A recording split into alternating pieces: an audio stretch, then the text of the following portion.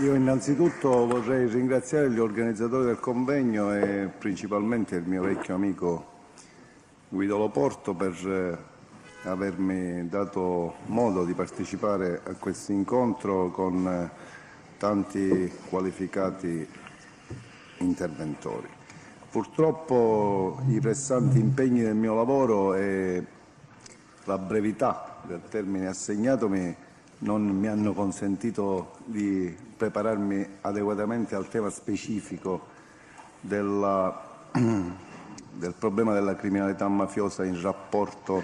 all'integrazione europea a cui andiamo incontro, ma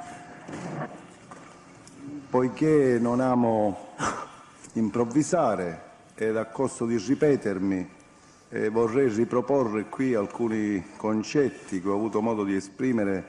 in un altro recente incontro avente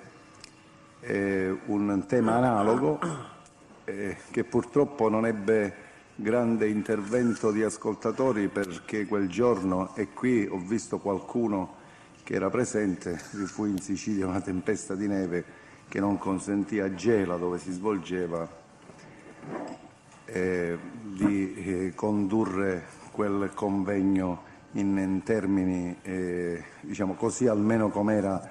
nelle intenzioni degli organizzatori. In quell'occasione osservai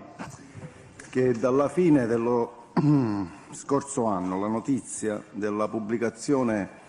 del primo quotidiano europeo, di European, scusate il mio inglese zoppicante, stampato a Londra, che nel suo numero 0 portava in prima pagina una notizia che riguardava la Sicilia. 6 omicidi di mafia tra Gela e Palermo alla vigilia di una giornata di protesta contro la mafia.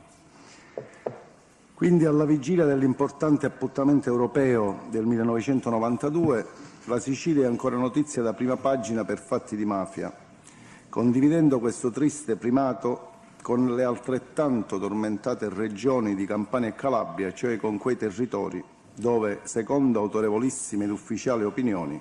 è lo Stato che deve riuscire ad infiltrarsi in zone